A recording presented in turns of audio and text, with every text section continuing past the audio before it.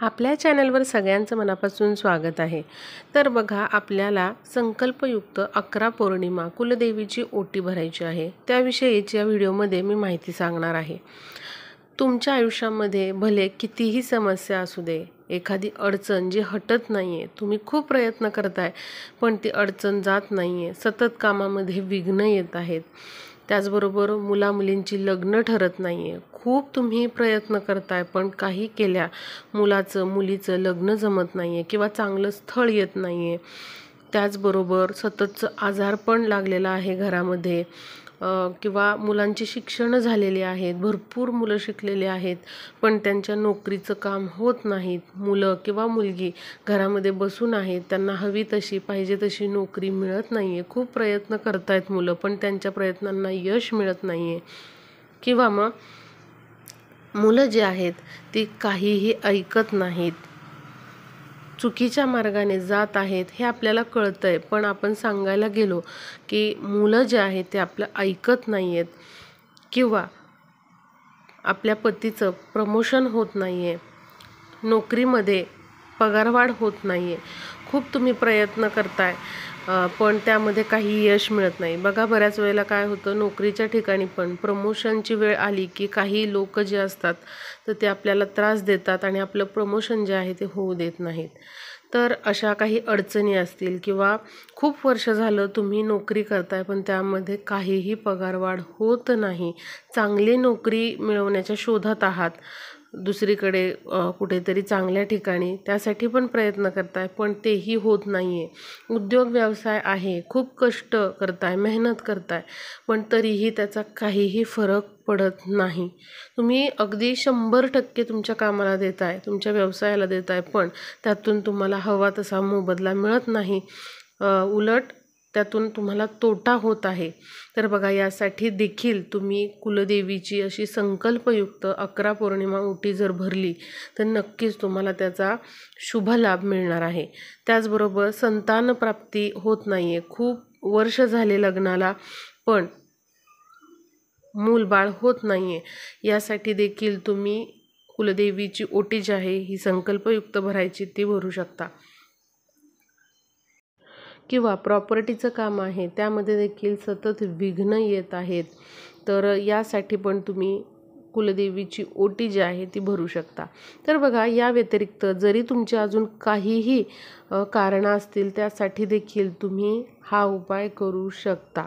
कोणत्याही तुमच्या समस्येसाठी किंवा एखादी इच्छा आहे तुमची खूप दिवसांपासूनची, भले तुम्ही खूप उपाय केलेत पण त्यामध्ये तुम्हाला यश मिळालेलं नाही, तर तुम्ही हा उपाय करून बघा, नक्कीच तुम्हाला यामध्ये निश्चितच यश हे मिळणार आहे। बघा, आपले प्रयत्न आपले कष्ट हे थांबवायचे नाही पण त्याबरोबर तुम्ही हा उपाय करायला सुरुवात, आणि बघा, उपाय म्हणजे काही अवघड असा नाहीये, फक्त आपल्याला महिन्यातून जी पौर्णिमा येते त्या एका दिवशी आपल्या कुलदेवीसाठी फक्त 10 ते 15 मिनिटं द्यायची आहेत, बाकी काहीही असं अवघड काम नाही। तर आपल्याला काय करायचं आहे, संकल्पयुक्त 11 पौर्णिमा आपल्या कुलदेवीची ओटी भरायची आहे। आता तुम्ही कोणत्याही महिन्यात येणाऱ्या पौर्णिमेपासून ही जे ओटी भरायची आहे कुलदेवीची तर ही सेवा सुरू करू शकता।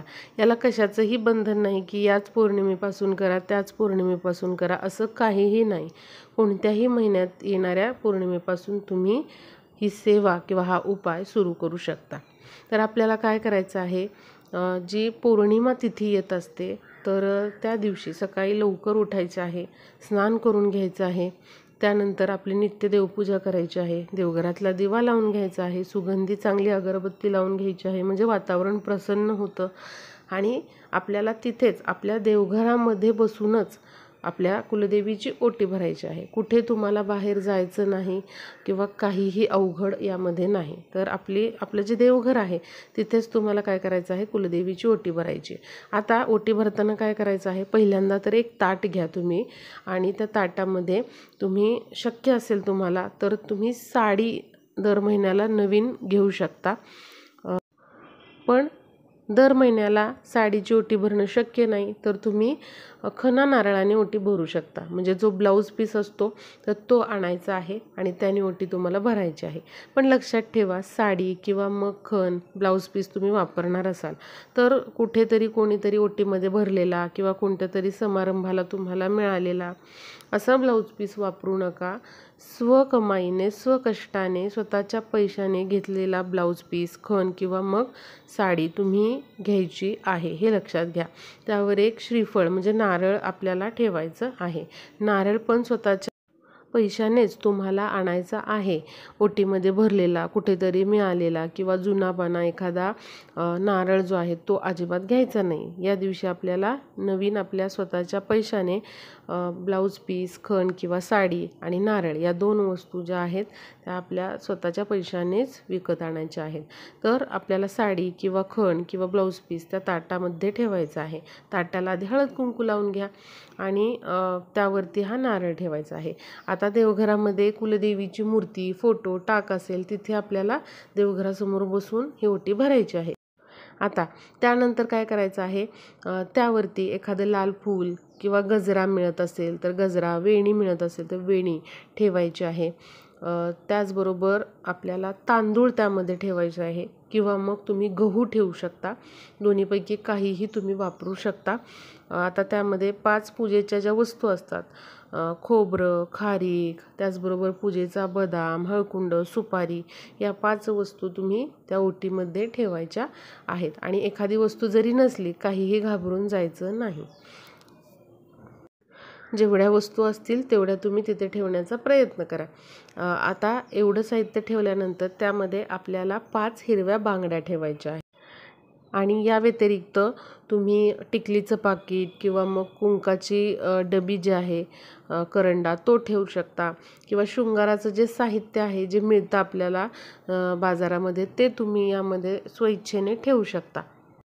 म्हणजे बघा, प्रत्येक पौर्णिमेला तुम्ही एखादं शृंगाराचं साहित्य जे आहे तुमच्या आवडीने तिथे ठेवू शकता. कधी तुम्ही टिकलीचं पाकीट ठेवलं, कधी तुम्ही कुंकवाचा करंडा ठेवला किंवा आणखी जे कंगवा वगैरे मिळतं, आरसा, ते तुम्ही कधी ठेवलं तरीही चालेल. तर अशा प्रकारे काय करायचं आहे, तुम्हाला कुलदेवीची ओटी भरायची आहे. ओटी भरताना आधी ताट ठेवायचं, त्यावरती खण किंवा साडी किंवा ब्लाऊज पीस जे काही तुम्ही घेणार असाल ते ठेवायचं आहे. ताटाला आधी हळद कुंकू लावून घ्या, त्यावरती हे ठेवायचं आहे आपल्याला. त्यानंतर आपल्याला काय करायचं आहे, नारळ ठेवायचा आहे. नारळाची शेंडी आपल्याला पुढे देवीकडे करायची आहे आणि पाणीदार नारळ घ्यायचा आहे. त्यानंतर काय करायचं आहे, पूजेची म्हणजे जी ओटीमध्ये आपण भरत असतो तर पूजेचा बदाम घ्यायचा आहे. त्यानंतर काय करायचं आहे तुम्हाला, तर हातामध्ये थोडेसे तांदूळ किंवा गहू घ्यायचा आहे, पूजेचा बदाम घ्यायचा आहे आणि ओटी भरायची आहे. पुन्हा दुसऱ्यांदा काय करायचं आहे, दुसरं साहित्य घ्यायचं आहे, सुपारी घ्यायची आहे आणि त्यानंतर तांदूळ किंवा गहू घ्यायचे आहेत आणि पुन्हा दुसऱ्यांदा ओटी भरायची आहे. असं 5 जे साहित्य आहे ते 5 वेळा म्हणजे एक एक करून घ्यायचं. तांदूळ किंवा गहू घ्यायचे आणि आपल्याला ती ओटी जी आहे ती भरायची आहे. फक्त आपल्याला या ठिकाणी बघा, प्लास्टिकच्या पिशव्या वापरू नका. त्यामध्येच आपण गहू किंवा तांदूळ भरलेले आहेत, पूजेचं साहित्य भरलेलं आहे आणि तिथे फक्त ठेवून दिलेलं आहे, असं करू नका. तर स्वतःच्या हाताने, दोन्ही हाताने आपल्या देवीची ओटी जी आहे ते आपल्याला अशा पद्धतीने एक एक साहित्य घेऊन, तांदूळ किंवा गहू घेऊन त्यामध्ये असे 5 वेळा भरायची आहे. आणि शृंगाराचं साहित्य तुम्ही तुमच्या आवडीनुसार प्रत्येक पौर्णिमेला काहीतरी एक ठेवू शकता, जर ठेवण्याची इच्छा असेल तर. जसं की मंगळसूत्र असेल, जोडव्या असतील तर ते पण तुम्ही ठेवू शकता स्वइच्छेने. आणि खरंच असावं असं काही नाही, तुम्ही देवीसाठी म्हणून एखादं छानसं विकत आणू शकता, म्हणजे ज्या ज्वेलरी मिळतात ती आणू शकता आणि ते शृंगाराचं साहित्य म्हणून तुम्ही ठेवू शकता. आता ही ओटी कोणी भरायची, घरातील ज्या स्त्रिया आहेत, महिला आहेत, त्यांनी ही ओटी आपल्या कुलदेवीची भरायची आहे. आपल्या देवघरासमोर, कुलदेवीच्या टाकासमोर, फोटोसमोर, मूर्तीसमोर बसून ही ओटी आपल्याला भरायची आहे. ओटी भरल्यानंतर ओटीला हळद कुंकू लावून घ्यायचं, स्वतःला पण हळद कुंकू लावून घ्यायचं. एखादं फळ असेल सीझननुसार तर ते फळ तुम्ही ठेवू शकता. 5 फळं असतील तर 5 फळं ठेवा किंवा एखादं असेल तर ते तुम्ही ठेवा किंवा केळी असतात तर ते आपण ओटीमध्ये ठेवू शकतो। त्या दिवशी पौर्णिमे दिवशी काही खीर वगैरे केलेली असेल तर त्याचा प्रसाद तुम्ही दाखवू शकता। काहीही केलेलं नाही तर दूध साखरेचा नैवेद्य दाखवला तरीही चालेल। तर अशा प्रकारे आपल्याला ही जी ओटी आहे ती पौर्णिमेच्या दिवशी पौर्णिमा तिथीला भरायची आहे। तुम्ही दिवसभरात कधीही ओटी भरू शकता, सकाळी भरा, संध्याकाळी भरा किंवा कधी तुम्हाला दिवसभरात वेळ असेल तेव्हा तुम्ही भरायचे आहे। ओटी भरताना आपल्या कुलदेवीचं नामस्मरण करायला विसरू नका, हे खूप महत्त्वाचं आहे। आपली जी कोणती कुलदेवी आहे तिचं नामस्मरण तुम्ही करा। आणि कुलदेवी समजा माहीत नाही तर श्री कुलदेवतायै नमः या मंत्राचा फक्त जप करा। तुमची जी कोणती कुलदेवी असेल तिच्यापर्यंत नक्कीच ही सेवा पोहोचणार आहे, हे लक्षात घ्या। आणि संकल्प करताना काय करायचं आहे, फक्त पहिल्याच पौर्णिमेला तुम्ही संकल्प करायचा आहे। म्हणजे काय, तुम्ही कोणत्या इच्छेने ही ओटी भरत आहात ते तुम्हाला देवीला सांगायचं आहे आणि ते माझं कार्य जे आहे, ते काम जे आहे, ती इच्छा आहे ती पूर्णत्वाला जाऊ देत अशी तुम्हाला प्रार्थना करायची आहे। पुन्हा नंतरच्या पौर्णिमेला तुम्हाला सतत संकल्प करण्याची गरज नाही, पहिल्याच पौर्णिमेला तुम्हाला ही इच्छा सांगायची आहे।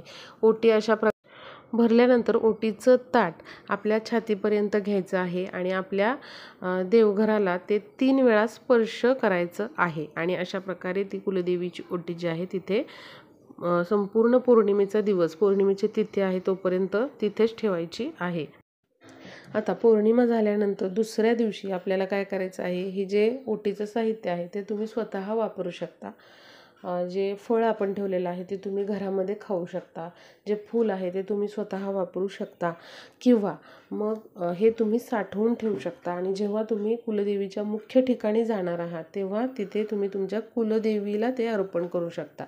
किंवा तिसरा पर्याय म्हणजे पौर्णिमा झाल्यानंतर दुसऱ्या दिवशी तुम्ही गावामध्ये जे कोणतं लक्ष्मीचं मंदिर आहे किंवा ग्रामदेवता आहे तिथे जाऊन त्या देवीला हे अर्पण करू शकता। तुम्हाला जे सोपं वाटेल ते तुम्ही करू शकता। आता एखाद्या पौर्णिमेला समजा घरातील महिलेला काही अडचण आली किंवा मग मासिक पाळी आली तर ती ओटी तुम्ही तुमच्याच घरातील इतर स्त्रीकडून भरून घेऊ शकता किंवा तसं शक्य नसेल तर कोणत्याही स्त्रीला किंवा महिलेला बोलवून तुम्ही ती ओटी भरून घेऊ शकता। किंवा तसंही करणं शक्य नसेल तर काय करायचं, ती पौर्णिमा जाऊ द्यायची आणि पुढची जी पौर्णिमा आहे तिथून मग तुम्ही म्हणजे जेवढ्या ओट्या राहिलेल्या आहेत तेवढ्या तुम्ही भरायला सुरुवात करू शकता। तर अतिशय साधी सोपी सेवा आहे, नक्की तुम्ही तुमच्या कुलदेवीची अशी ओटी संकल्पयुक्त 11 पौर्णिमा भरा। बघा, अतिशय साधा सोपा उपाय आहे। जर कुलदेवीची मूर्ती, टाक, फोटो नसेल तर फक्त आपल्या कुलदेवीचं नामस्मरण करून ही ओटी तुमच्या कुलदेवीसाठी तुम्ही तुमच्या देवघरासमोर भरायची आहे। बघा, कुलदेवीचा फोटो किंवा टाक, मूर्तीच असावी असं काही नाही, आपली श्रद्धा खूप महत्त्वाची असते। त्यामुळे तुम्ही हा उपाय जरी तुमच्याकडे कुलदेवीचा फोटो, टाक काही नाही तरी देखील करू शकता। नक्की हा उपाय करा, अत्यंत साधा सोपा पण तेवढाच प्रभावी उपाय आहे। हा उपाय करत असतानाच तुम्हाला याचे खूप चांगले शुभ लाभ हे मिळतात, त्यामुळे नक्की सर्वांनी हा उपाय करा। तुमचं जे काही कार्य आहे नक्कीच त्यामध्ये तुम्हाला सफलता या उपायामुळे मिळते। व्हिडिओला जास्तीत जास्त शेअर करा म्हणजे सर्वांना हा उपाय करता येईल।